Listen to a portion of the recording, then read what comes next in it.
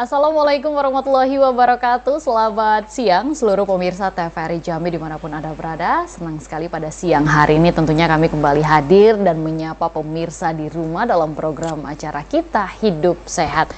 Sebuah program yang kami sajikan untuk pemirsa di rumah dalam memberikan informasi dan edukasi seputar kesehatan kita.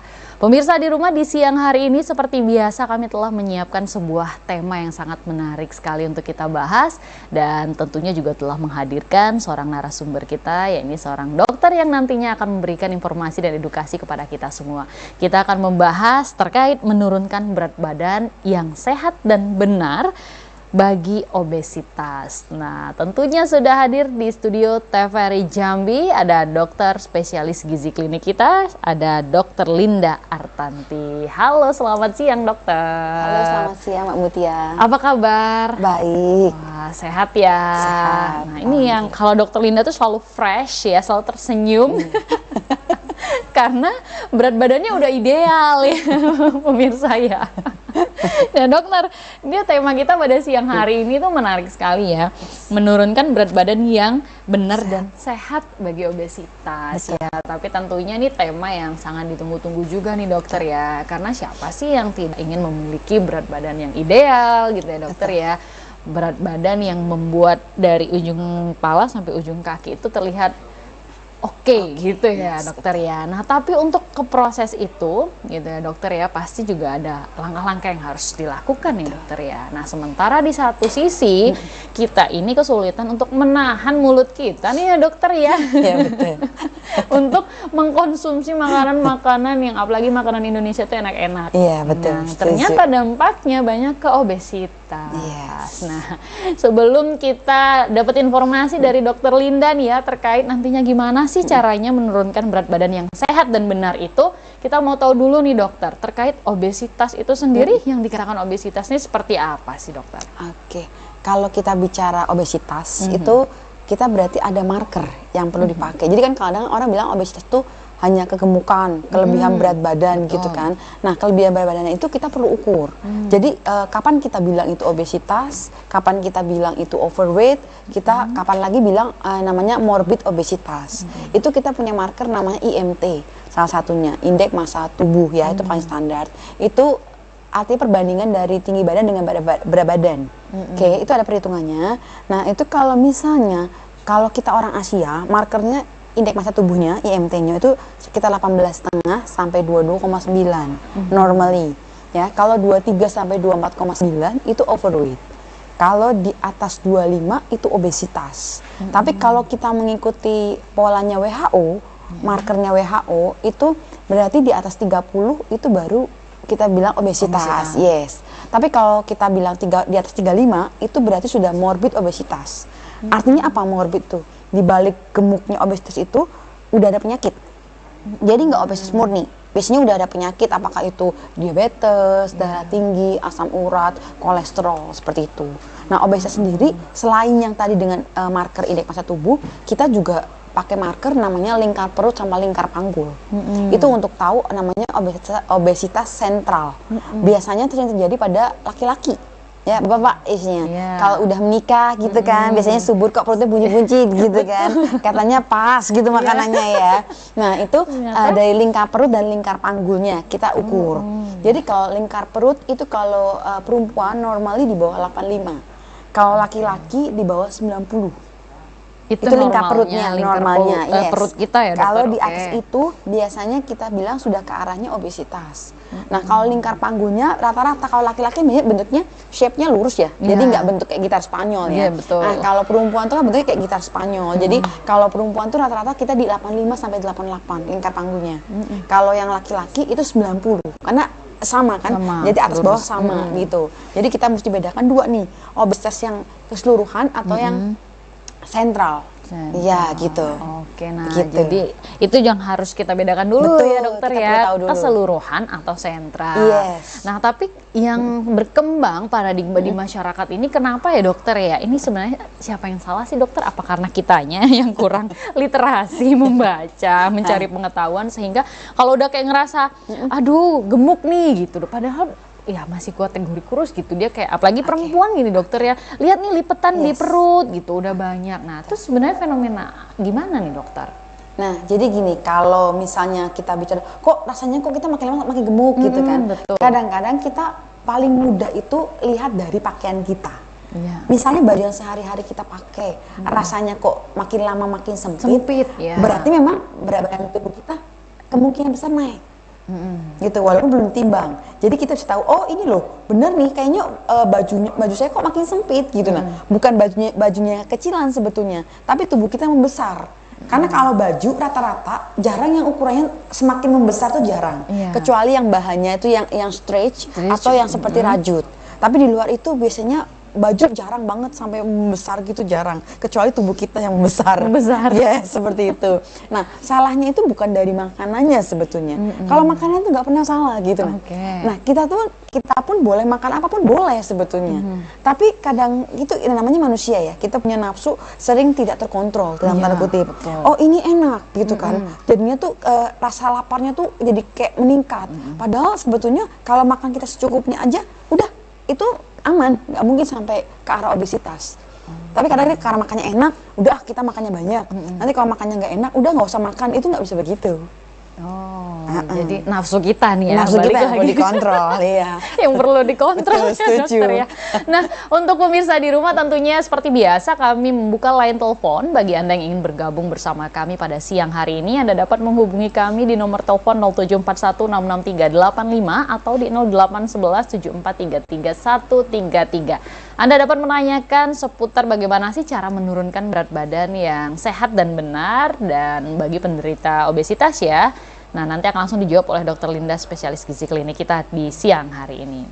Oke, balik lagi nih dokter ya. Tadi salah satu udah disebutkan ini makanan. Apakah penyebab obesitas itu memang pure dari semuanya karena nafsu kita makan nih dokter? Atau ada penyebab lain dokter? Oke, kalau kita bicara obesitas sebetulnya itu ini ya multi penyebab, multi cause. Jadi penyebabnya itu banyak. Jadi nggak cuma masalah makanan saja, itu salah satunya. Karena itu salah satu faktor yang paling mendukung ya untuk kehidupan kita sehari-hari, itu makanan.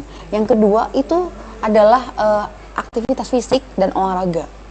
Jadi ini kan kadang-kadang gini, kita tuh tipenya maunya makan tapi nggak mau bergerak, jadi males gerak ya. Betul. Lagi habis makan ngantuk, enaknya tidur baring-baring ya kan? Jadi kayak ular gitu kan. Itu problem, apalagi pas zaman COVID gitu kan. Banyak alasan kan kemarin tuh kan. Sudah yang penting kita harus makan di rumah aja, nggak usah kemana-mana. That's problem. Terus yang ketiga itu terkait metabolisme tubuh. Nah, metabolisme tubuh tuh tipe orang ada yang cepat, ada yang lambat, ada yang biasa aja. Makanya karena ada orang makannya banyak, tapi kok nggak sampai gemuk gitu. Nah, ada yang makannya dikit, kok langsung gemuk. That's a problem itu metabolisme tubuh. Ini terkait berbagai hal. Terus yang keempat itu juga pengaturan hormon. Hormon itu ngaruh banget ya. Terus kemudian yang kelima, hormon itu masuk stres ya. Stresor itu ngaruh ke hormonal. Jadi orang diet yang dalam tanda kutip stres itu bisa makin gemuk. Karena ada tipe orang yang kalau stres tuh makannya langsung tidak terkontrol, padahal dia nggak lapar, tapi dia tuh melampiaskan ke makanan, itu ngaruh juga ke hormonal. Terus yang kemudian yang kelima itu genetik. Nah, untuk genetik ini sendiri itu biasanya sih nggak sampai nggak sampai lebih dari 50%, enggak. Biasanya rata-rata sih 10-20% genetik. Oh, ini keluarga saya gemuk-gemuk nih.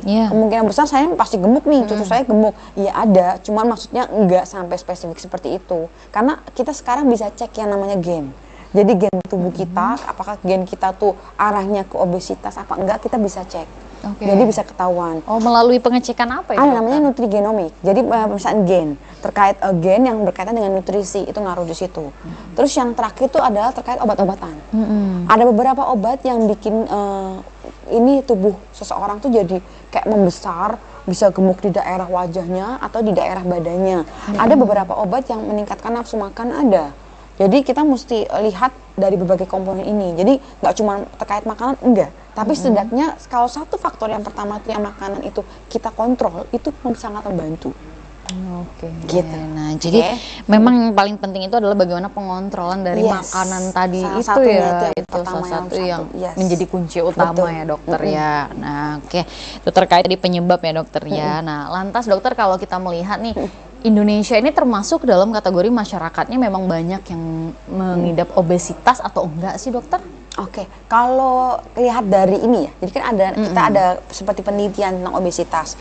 Penelitian itu kan kita lihat dari yang seluruh dunia, yang internasional, sama yang nasional. Cuma kalau yang nasional itu dari Riskesdas, jadi riset kesehatan dari Kemenkes. Tapi Riskesdas itu biasanya nggak terlalu update ya. Jadi kita update pakai yang punya internasional punya. Dulu Indonesia nggak sebegitunya tinggi angka obesnya, tapi hari-hari ini sangat tinggi.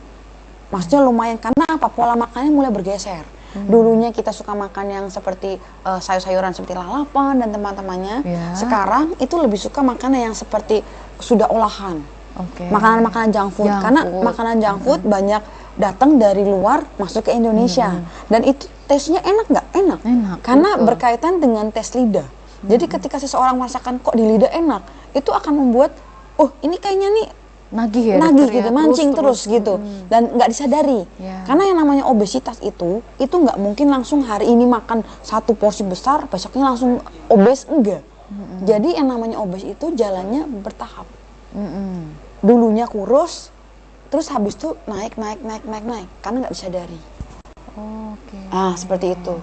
Jadi itu ya dokter ya. Jadi sekarang memang udah meningkatnya gitu luar biasa. Jadi angka ya, di Indonesia itu lumayan tinggi. Sudah gitu gini, terkait makanan, orang Indonesia tuh cenderungnya karbohidratnya sama lemaknya lumayan tinggi ya. Contoh paling gampang gini, kita makan itu kadang kita makan satu piring itu ada nasinya, lauknya itu sambal goreng kentang, ada mie goreng, terus tambah kerupuk.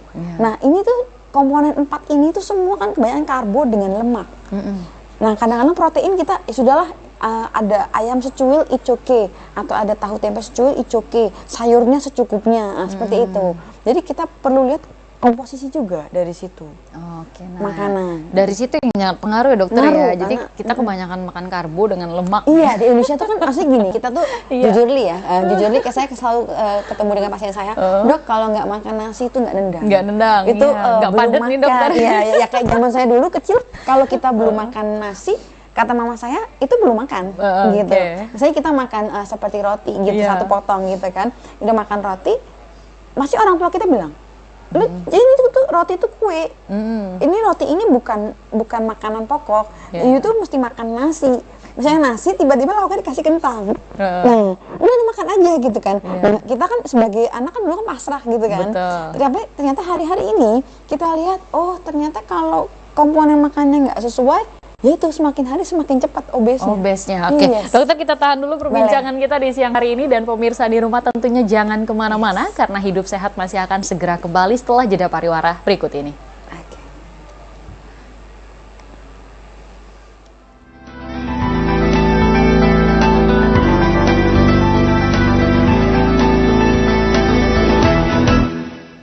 Terima kasih pemirsa, tentunya Anda masih setia bersama kami dalam dialog Hidup Sehat pada siang hari ini, dan tentunya kita masih membahas terkait dengan tema kita yang sangat menarik sekali, bagaimana menurunkan berat badan yang benar dan sehat bagi obesitas, bersama dengan Dr. Linda Artanti, dokter spesialis gizi klinik. Dan kami telah membuka line telepon bagi Anda yang ingin bergabung bersama kami pada siang hari ini. Anda dapat menghubungi kami di nomor telepon 0741 66 385 atau di 0811 7433 133. Nah, baik dokter, kita kembali ke obrolan kita yang sangat menarik sekali ya dokter ya tadi ya. Lantas nih dokter ya, bagaimana sih seharusnya nih ya kita bisa menurunkan berat badan kita? Ini ada tanda kutip ada benar dan sehat. Nah artinya banyak yang tidak dilakukan dengan benar, dan ada juga yang sudah melakukan dengan step yang benar tapi belum tentu sehat gitu ya dokter ya. Betul. Gimana nih dokter bisa benar dan sehat nih menurunkan? Jadi gini, kalau kita mau bicara gimana menurunkan berat badan yang sehat gitu kan, kita makan harus sesuai kalori. Jadi maksudnya gini, sesuai kalori, karena tiap orang itu punya kalori yang berbeda. Misalnya ada orang yang sama-sama tinggi badan, berat badannya sama gitu kan, tapi ternyata aktivitasnya beda, terus jenis makanannya beda gitu kan. Itu kita mesti aturkan kalorinya. Karena nggak bisa kalau semua orang disamaratakan, tidak bisa. Karena tiap orang itu punya keunikan ya. Jadi kita aturkan berdasarkan kalorinya masing-masing. Dari kalori itu nanti bisa tahu, oh ini butuhnya segini segini segini, ini harus makannya segini segini gitu. Nah, karena kalau kalorinya kita abaikan, berarti kan orang makan bebas nih, ya makan bebas, akhirnya apa nggak terkontrol. Ada lagi orang yang misalnya makan, udah saya makan aja 1 kali aja sehari gitu. Sisanya saya nggak makan, cuma minum air putih. Betul. Nah, itu kita perlu tahu dulu, dia itu beneran makan tuh 1 kali tuh kenyang atau sisanya tuh menahan lapar kah atau gimana gitu. Nah, karena sebenarnya kalau kita diet pun kita nggak boleh menahan lapar. Berbeda dengan kalau kita puasa ya. Kalau puasa pun itu kan full 1 bulan ya. Kalau puasa Ramadan itu full 1 bulan nih. Itu benar-benar konsisten gitu. Nah, jadi kalau kayak diet pun kita makan tuh konsisten. Jadi nggak yang hari ini saya makan 1 kali sehari, besok saya makan 3 kali, besok lagi saya makan cuma 4 kali, hari ini besok lagi cuma 2 kali, nggak bisa. Itu nggak bisa. Nggak bisa. Ya, Kita ya? perlu konsisten. Makanya saya bilang sesuai kalori. Contoh ya, kalau misalnya ada pasien yang ada orang yang kalorinya misalnya 1.500, mungkin nggak dia makan dalam 1 kali makan 1.500 kalori? Nggak mungkin. Karena porsinya kan pasti besar banget ya. Dan kalau kita lihat kapasitas tubuh kita sendiri nggak sanggup untuk makan segitu. Jadi makanya Tuhan ciptakan tuh dipecah gitu. Nah, dipecah biar apa? Biar asam lambung kita pun netral. Kemudian sel-sel hormon kita pun itu metabolismenya terkontrol. Karena itu. Jadi kita mesti pecah-pecah. Bukan berarti dok boleh nggak dok kalau kayak diet OCD atau diet yang intermittent fasting, boleh nggak? Boleh aja gitu. Nah, selama seseorang itu sanggup mengerjakan itu, it's okay. Tapi konsisten gitu. Nah, jangan misalnya hari ini dietnya OCD, besoknya dietnya bebas, besoknya lagi OCD lagi, nggak bisa begitu. Karena tubuh kita tuh ada namanya sinyal ya. Jadi kalau kita ini diet OCD nih, OCD terus aja gitu. Nah, tapi perlu dicek kira-kira ini orangnya ada mah nggak. Jangan-jangan habis jangan-jangan habis ngerjakan OCD dia kurus tapi mahnya kambuh. Iya, banyak. Nggak oke kan? Di situ.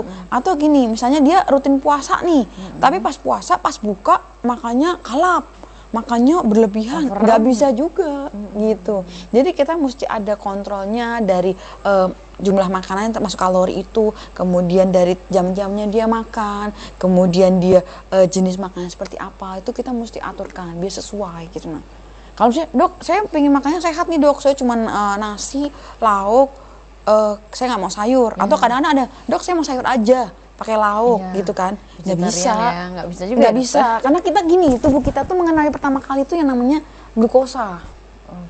Tubuh kita kenal pertama kali itu sel kita tuh kenalnya kalau makan tuh namanya glukosa. Glukosa itu pemecahan dari karbohidrat, itu pertama kali dikenali. Jadi boleh nggak kita makan cuma sayur terus sama lauk doang? Ya boleh aja, tapi kita lihat dulu ada karbohidrat nggak di situ, walaupun cuma sedikit. Jadi jangan kita cut total, nggak bisa seperti itu.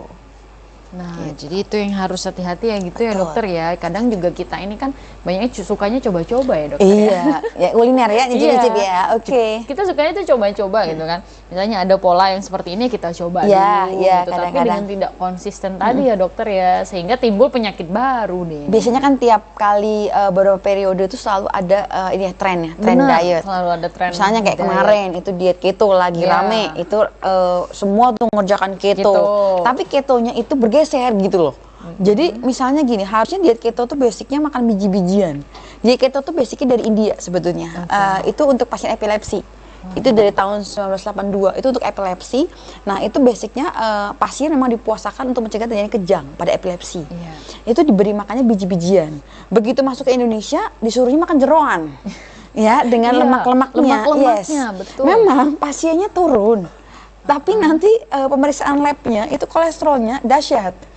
Jadi jangan sampai gini, dietnya oke, tiba-tiba dicek angka ininya merah semua, angka rapotnya kan. Terus tiba-tiba kena serangan jantung, kan nggak asik ya. Nah itu satu tuh. Terus yang kedua, kemarin lagi juga tren dietnya tuh diet OCD. Betul. OCD kan juga kemarin lumayan booming ya. Jadi makan cuma 1 kali tapi dihajar banyak gitu kan. Abis itu besoknya sakit perut orang-orangnya. Terus yang kedua, asam lambungnya naik semua. Karena apa? Di saat jam makannya itu, di saat window periodnya pas makan, itu oke, aman. Tapi ketika puasanya kan nggak makan tuh, kalau OCD kan, pas nggak makannya itu asam lambungnya naik. tinggi. Kalau asam lambungnya naik cuman keluhannya nyeri doang masih aman. Kalau tiba-tiba mukosa lambungnya itu bolong, ya berlubang, terus kena ke rongga perut, akhirnya apa? Peritonitis, harus operasi. That's a problem, masalah itu. Masalah sekali Itu. ya, dokter ya. Kemarin juga ada lagi tuh, aduh trennya dietnya ada lagi diet banyak banget deh. Pasien saya tuh banyak yang, dok saya tuh lagi diet ini, dok saya lagi diet ini. Ada yang cuma minum shake. Shake ya, jus aja setiap pagi gitu ya. Betul. Habis itu obat-obatnya banyak tuh. Nah, kita perlu tahu juga gitu. Nah, kamu memang kalau dikasih shake aja dengan makan cuma 1 kali, otomatis kamu turun nggak? Ya pasti turun dong. Karena kan shake kalorinya rendah. Kemudian makan cuma 1 kali. Nah, begitu uang kamu habis nggak bisa beli shake, otomatis kan kamu cari makanan dong. Ya, makanannya kan makanan alami kan, makanan asli kan. Akhirnya apa? Balik ke berat badan normalnya, yang bakal lebih berat badan yang sebelumnya.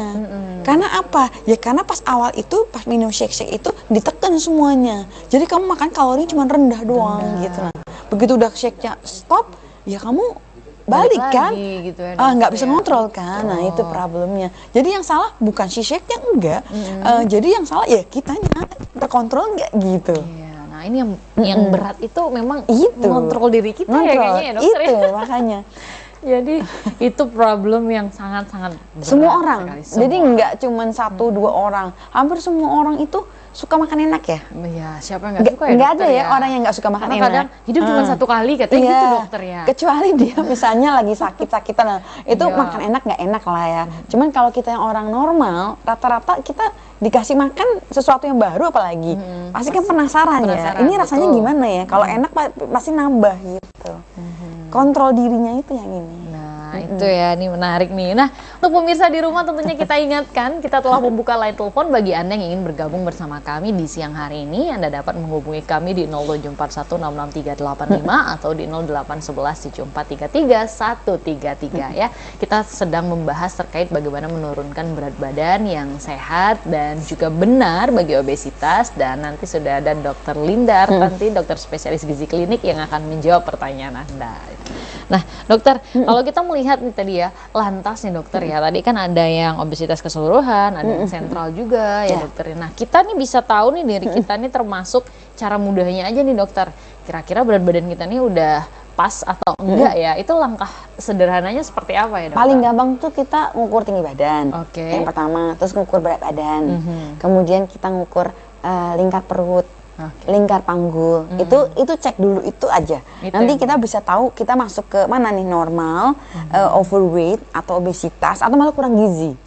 Ya, itu contoh gini, kalau kita menghitung IMT itu rumusnya kan banyak ya, udah banyak tahu lah ya mungkin. Itu berat badan dibagi tinggi badan dikuadratin. Jadi tinggi badannya dikuadratin dalam meter, itu dikuadratin, baru berat badan dibagi kuadrat dari tinggi badan tersebut. Nanti dapat nih angkanya berapa. Nah dari situ kita bisa tahu nih, oh ini tuh kita masuk ke mana gitu.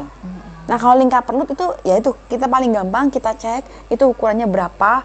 Nanti kita, oh kalau kita ngelebihi angka nilai normalnya berarti ya kita udah mulai berlebih gitu. Tapi kan misalnya kayak wanita tuh kan ya habis pasca kelahiran kan pasti perutnya ini ya dokter pasti ya. Kan habis gini, kalau kita bilang gimana? pasca melahirkan tuh kita lihatnya pas dia hamilnya. Sama pas sebelum dia hamil. Kan kita tahu nih, pas dia belum hamil ternyata 50. Pas hamil naiknya 20 kilo, udah 70. Nah pas nyusuin, habis melahirkan, dia makannya makin gila gitu kan. Berarti kan sudah startnya dia sebenarnya normal, karena kenaikan ini tinggi, mau nggak mau kita mesti kontrol, udah pasti obes kan. Kalau udah naik 20 kilo, udah presentasinya kan udah pasti besar.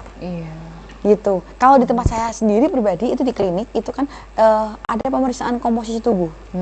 Itu lebih akurat lagi. Jadi kelihatan lemaknya tuh berapa, ototnya berapa kilo, kemudian cairannya berapa kilo. Jadi kita bisa lihat screening semuanya. Terus nanti posisinya paling banyak di mana lokasi-lokasinya itu kelihatan. Sama ininya kebutuhan kalorinya, visceral fatnya itu kelihatan semua di situ. Jadi sekarang tuh ya kita kalau mau lebih aware untuk tahu komposisi apa gitu dokter ya yang tubuh kita perlukan yang ideal itu sudah ada tes pemeriksaan. Sudah ada pemeriksaannya, jadi bisa kelihatan semua screening ininya. Bisa gitu. Langsung ya di screening. Kalau di Jakarta, Bandung gitu ya, di kota besar sih sudah. Kalau pasien mau diet itu semua sudah kita screening begitu. Cuma kalau di Jambi itu ya baru saya tuh sejak saya praktek itulah baru kita mulai konsep pemeriksaan komposisi tubuh. Karena pernah ada kejadian itu ada pasien datang, kalau lihat tinggi badan, berat badannya itu normal. Kita hitung IMT normal. Lingkar perut, tingkap panggulnya normal gitu. Nah, tapi dia bilang, dok saya nggak nyaman dengan tubuh saya. Begitu cek komposisi tubuh, lemaknya itu lumayan tinggi, terutama lemak yang visceral, lemak yang di dalam organ tubuh, yang membungkus organ tubuh itu. Jadi makanya pasien ini nggak nyaman dengan dirinya. Dia bilang, kok saya nggak nyaman ya, maksudnya tubuh saya normal tapi saya nggak nyaman, nggak happy dengan tubuhnya, kayak badan tuh capek terus gitu. Pas kita cek, oh ternyata emang lemaknya yang di visceral lebih banyak gitu. Lebih banyak ya. Iya. Jadi Kalau pemeriksaan lemak visceral tuh bisa kita cek juga pakai alat yang kayak MRI, MRI itu kan, atau bisa juga pakai yang kayak DXA. Itu kan yang canggih-canggih ya, tapi kan harganya lumayan dahsyat gitu. Nah, itu kayaknya nggak semua orang mau gitu tapi kan. kalau untuk di Jambi, kalau untuk alat pemeriksaan gizi klinik, kategorinya termasuk lengkap nggak ya, dokter? Kalau saya pribadi sih pakai itu udah membantu banget untuk kita bantu diet pasien tuh sudah kelihatan banget. Ininya tracknya kelihatan gitu. Periode diet yang baik ini itu ada periode waktunya nggak sih, dok? Biasanya gini, kalau tiap orang itu kita punya target masing-masing. Jadi misalnya orang yang harus turun 40 kilo, harus turun 30 kilo, atau yang turun cuma 10 kilo, kita target. Dan targetnya itu nggak cuma turun. Jadi kita bikin untuk pasien itu biar dia tuh lebih aware. Jadi begitu dia sudah mencapai idealnya, dia bagaimana maintenance-nya. Jangan yang kita kenal yo-yo gitu. Nah, jadi begitu dia sudah turun, nanti naik lagi, turun naik lagi, nggak bisa gitu. Jadi kita pinginnya pasien udah diet, stabil, it's okay, stabil terus gitu. Dan dia pun nyaman dengan dirinya begitu. Oh, jadi tetap ada pemeliharaan. Yes, harus ada pemeliharaan. Betul. Ya, tapi biasanya kalau sudah pemeliharaan, pasien sudah paham, sudah oke, udah nggak usah kontrol, karena sudah kita jelasin, udah paham, udah dikerjakan, sudah oke, udah aman, nggak usah kontrol lagi. Dan banyak pasien yang udah begitu udah nyaman dengan dirinya. Wah, gitu. oke dokter. Nah, obrolan sangat menarik kali di siang hari ini ya, pemirsa di rumah. Tentunya Anda jangan kemana-mana, karena Hidup Sehat masih akan segera kembali. Tetaplah bersama kami.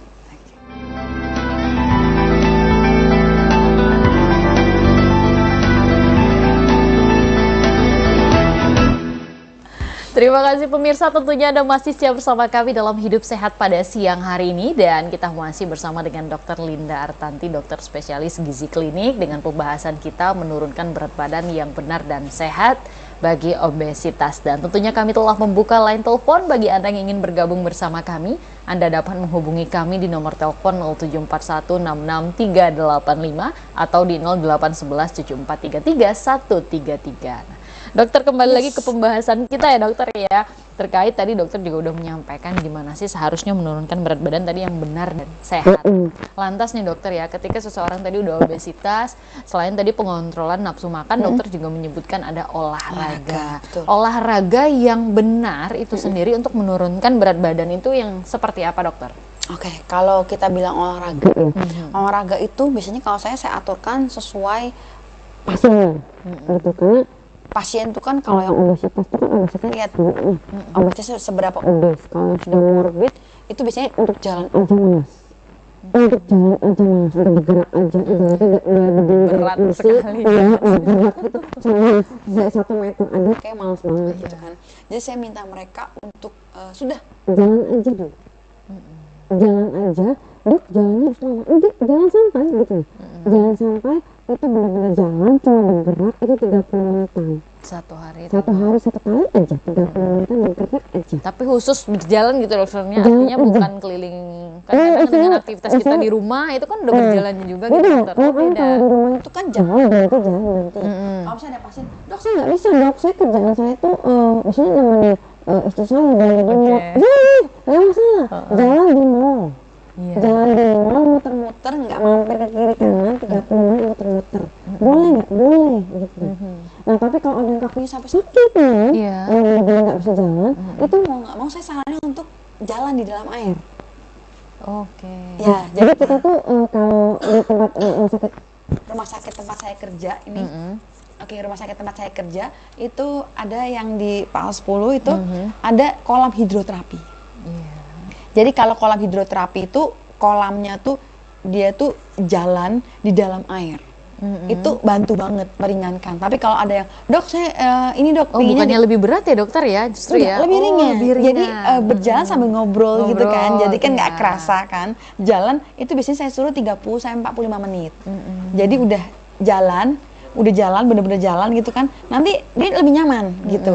Kalau bisa dirutinkan sih untuk ininya, untuk jalannya itu yang awal tuh. Tapi kalau ada yang pasien dok saya tuh kayaknya cuma bisa naik sepeda statis, boleh juga naik sepeda statis. Jadi makanya kalau kita yang bicara olahraga tuh ritmis tuh artinya gerakannya tuh iramanya itu sama dan konsisten gitu. Jadi kalau dok saya olahraganya itu futsal, dok saya olahraganya itu bulu tangkis, itu sebenarnya bukan olahraga, itu kita bicara permainan.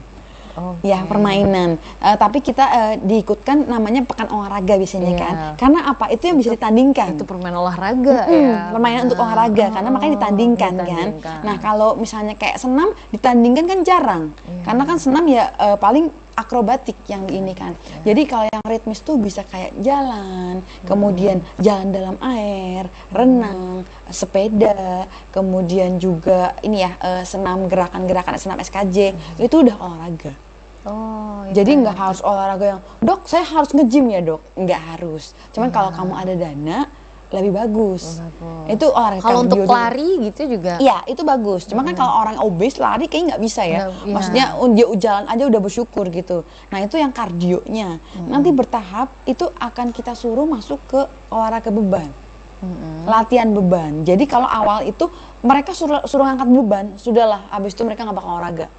Misalnya hari itu nih kita suruh dia langsung angkat beban atau workout gitu kan, yang ada besoknya kita dimarah-marahin sama dia, dok saya badan saya pegel, dok saya ini ya sudah. Jadi aman mereka dilatih dulu ke arah kardio.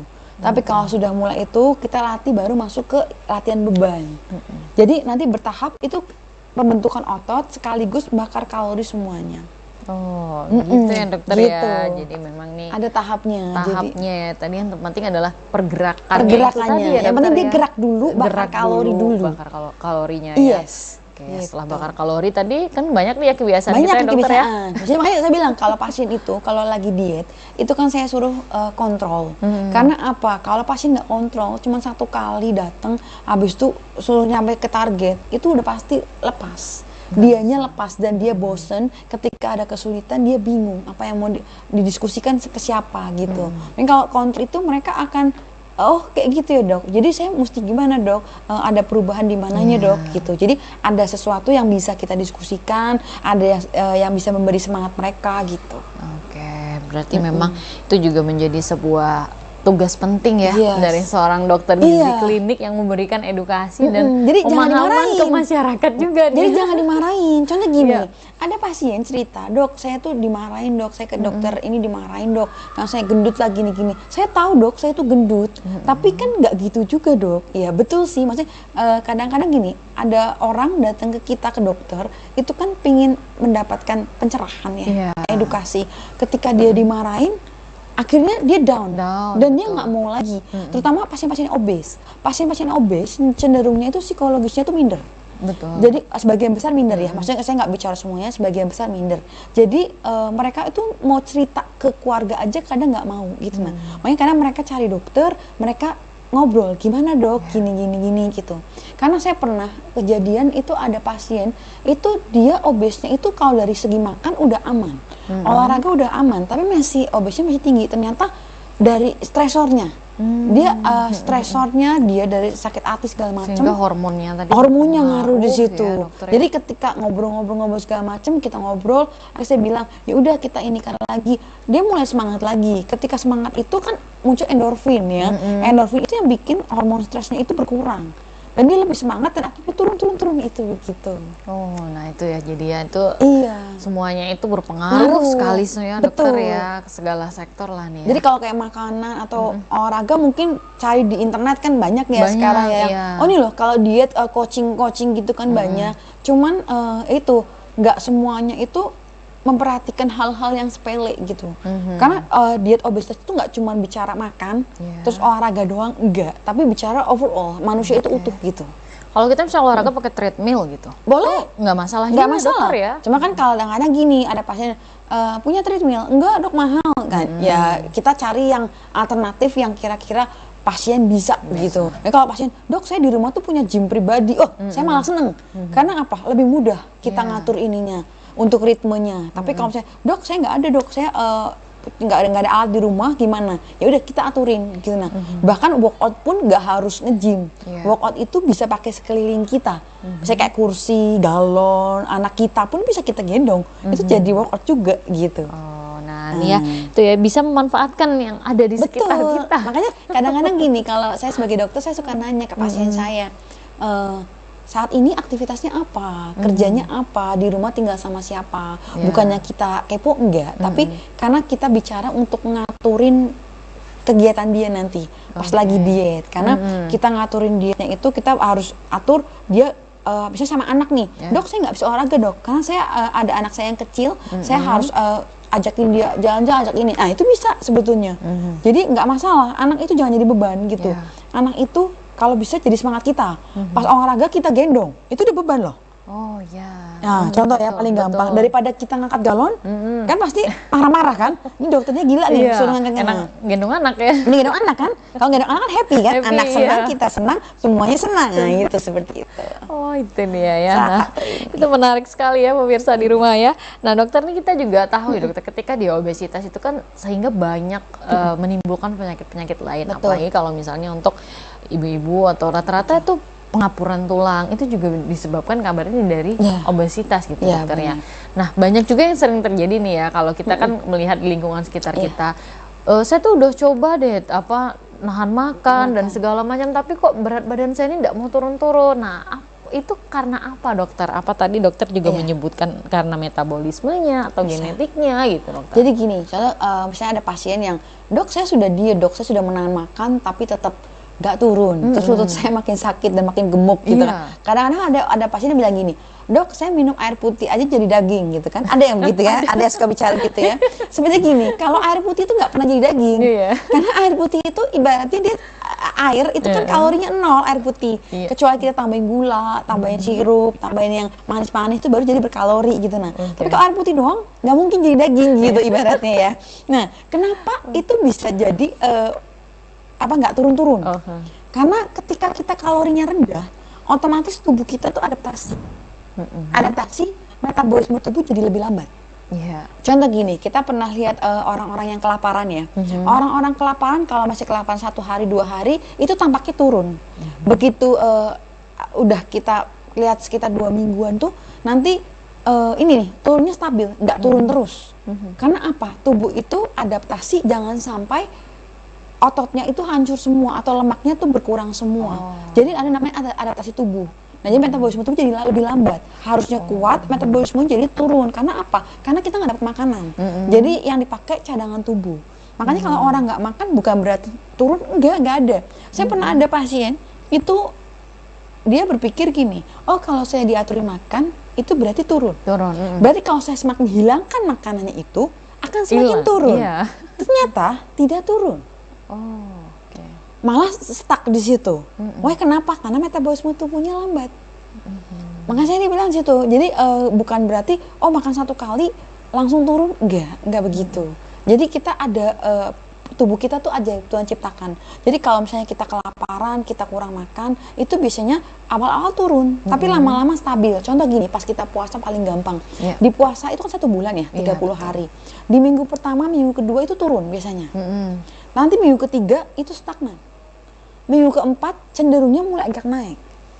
Pas lagi Idul Fitrinya naik banget. Nah di situ masih bilang, jadi bukan berarti makan cuman 2 kali nih pas sahur sama pas buka langsung turun banget, enggak. Cuma pasien saya yang kalau udah kita aturin pola makan, begitu dia pas puasa, dia tuh malamnya itu nggak kalap, nggak craving pas buka malamnya, jadi lebih safe gitu. Nah jadi pas dia tuh pas puasa turunnya tuh bagus, stabil.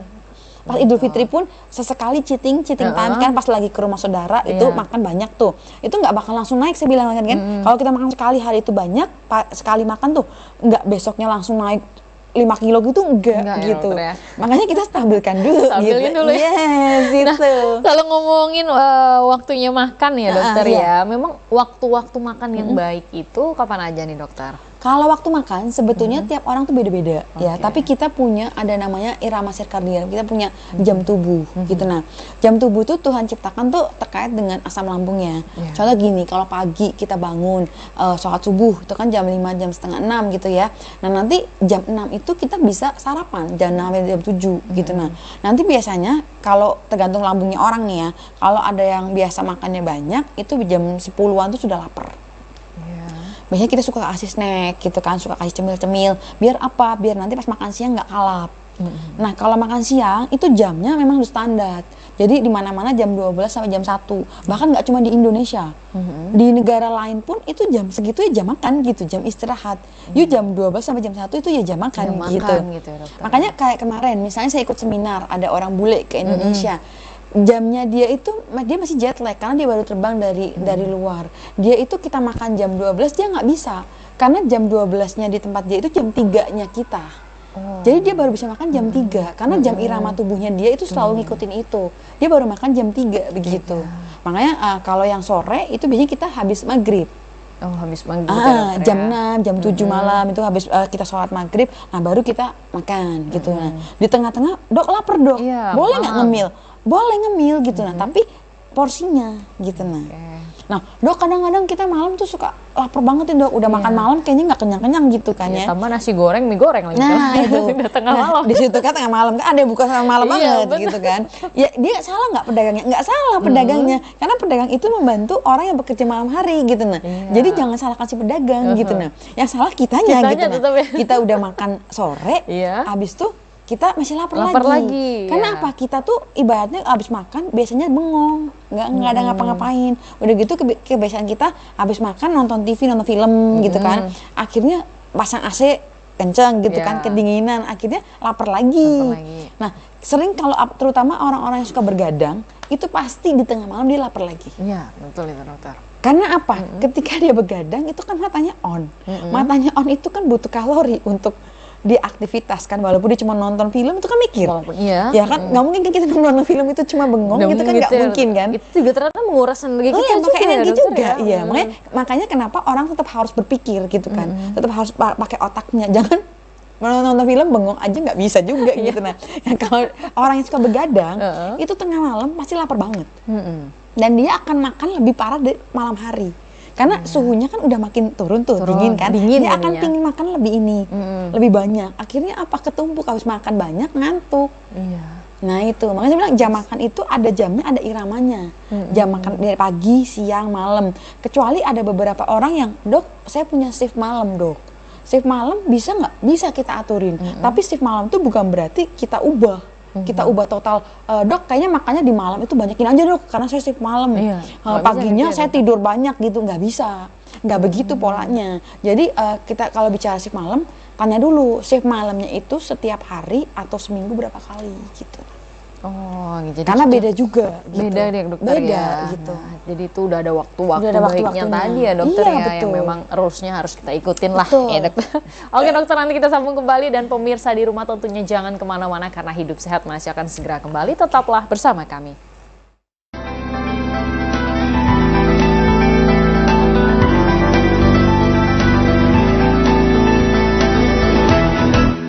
Terima kasih pemirsa, tentunya Anda masih setia bersama kami dalam dialog Hidup Sehat pada siang hari ini, tentunya dengan pembahasan kita yang sangat menarik sekali terkait dengan menurunkan berat badan dengan cara yang benar dan sehat bagi obesitas, bersama dengan Dr. Linda Artanti, dokter spesialis gizi klinik. Nah, dokter, dari pembahasan yang begitu luar biasa tadi ya dokter ya, dari awal sampai dengan akhir saat ini dokter, lantas dokter sebenarnya bagaimana sih porsi gizi yang baik untuk kita nih dokter ya, untuk bisa kita praktikkan sehari-hari? Oke, kalau untuk porsinya sebenarnya gini, kita bilang kita perlu ngitung kalori dulu sebetulnya. Tapi kalau dok susah nih dok ngitung kalori gitu kan, ya udah kita ini aja, dari porsi piring kita itu kita lihat sekitar 20%-nya itu protein dulu nih, ya, karbonya itu 45 sampai 50%. Nah sisanya itu baru tambahan seperti serat yang banyakin.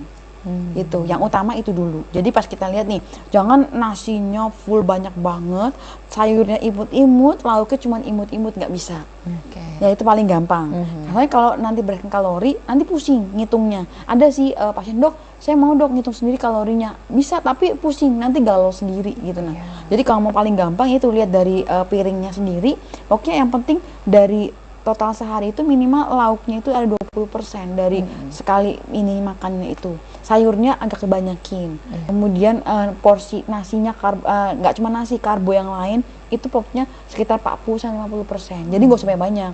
Contoh gini, kita kan suka makan nasi Padang ya. Iya, betul, dokter. Nasi Padang tuh enak ya. Enak sekali. Iya, saya aja suka. Ya, oke. Kan nasi Padang tuh ada yang porsinya segede ini, ya. Segede ini kan biasanya tuh dikasih 2 scoop tuh, ya. Nah, itu kalau bisa kita kurangin tuh scoopnya. 1 scoop aja deh. Diganti sayur gitu. Nah, lauknya jangan pelit-pelit, lauknya minimal 1 atau 2 udah cukup. Cukup ya dokter Ya, tapi jangannya gede-gede. Tapi nggak kenyang dokter katanya. Nggak enak, karena sayurnya, itu bilang kita butuh seratnya. Gitu. Sebenarnya gini, yang bikin kenyang itu karbohidrat itu nggak bikin kenyang juga sebetulnya. Kalau kita makannya banyak pun lagi enak-enaknya itu nggak bakal kenyang. Yang bikin kita kenyang banget itu serat terutama dari sayurnya. Gitu, makanya kadang-kadang saya bilang pasien, coba deh belajar makan sayur. Maksudnya kalau yang nggak suka, ya kita try, walaupun dia sedikit-sedikit, kita bisa juga ganti ke serat yang lain gitu. Misalnya nasinya kita ganti sejenis kayak gandum, kayak oat gitu kan. Atau kita tambahin misalnya kayak makan roti misalnya, kayak sarapan pagi, rotinya kita bikin yang roti ada gandumnya. Jadi agak membantu seratnya. Kalau di luar negeri itu udah pakai yang kita di sini tuh namanya jali-jali. Kalau di luar tuh namanya kerennya barley, ya. Padahal di Indonesia tuh udah di zaman dulu, di zaman nenek saya tuh udah namanya jali-jali gitu. Nah, cuman ini baru in lagi gitu, namanya barley. Barley itu kalau di Singapura dan di Malaysia itu udah jadi sarapan pagi di rumah sakit. Jadi nggak bubur ayam gitu, enggak. Jadi pakainya bubur barley. Itu bubur barley dikasih tambahan lauk. Karena apa? Barley itu seratnya lumayan. Cuman di kita di Indonesia mana ada orang mau makan barley gitu kan. Cuma kalau orang beli barley itu kan kayaknya keren gitu kan. Kalau beli jali-jali kayaknya kok nggak banget gitu ya. Padahal itu jali-jali sebetulnya. Bahasa mempengaruhi ya. Iya, ngaruh. Contoh kan es teh dengan iced tea ya? Iced tea itu beda kan, atau dengan pie tea tambahin ininya. Itu harganya udah beda. Gitu. Prestisnya juga beda gitu. Baiklah dokter, tentunya kita sudah tidak terasa ya dokter ya ngobrol seru kita di siang hari ini dengan banyak informasi dan edukasi yang diberikan. Nah dokter, boleh nih di akhir boleh diberikan tipsnya bagaimana seharusnya kita semua bisa aware dengan kesehatan tubuh kita dan kita bisa menggapai berat tubuh ideal dengan sehat, itu yang terpenting. Ya kalau kata-kata ini ya mutiara pesannya ya intinya diet sama olahraga itu harus konsisten everyday. Jadi setiap hari itu harus konsisten diet sama olahraganya. Karena apa, nggak bisa tuh kalau kita ubah-ubah. Terutama yang buat obes, jangan patah semangat. Karena pokoknya kalau asal dietnya, diet itu kan pola makan. Dietnya dengan olahraganya konsisten, udah pasti itu hasilnya bagus kok. Nah itu ya, intinya konsisten dan mengontrol semua ya dokter. Nafsu makan kita, semua nafsu kita. Semua dikontrol. Oke dokter, terima kasih banyak ya atas waktunya, ilmunya dan edukasinya untuk kita semua dan pemirsa di rumah. Mudah-mudahan dari banyaknya edukasi yang diberikan tadi sama Dokter Linda Artanti, dokter spesialis gizi klinik ini bisa memberikan pemahaman untuk kita semua bagaimana seharusnya kita memperlakukan pola hidup sehat ya dokter ya dalam kehidupan kita sehari-hari. Dan tentunya jangan lupa terus saksikan program Hidup Sehat ya setiap hari Senin pukul 1 sampai dengan pukul 2 siang hanya di TVRI Jambi Punyo Kito. Akhir kata, saya Mutia Lestari mewakili kerabat kerja yang bertugas pamit undur diri. Sampai jumpa. Wassalamualaikum warahmatullahi wabarakatuh.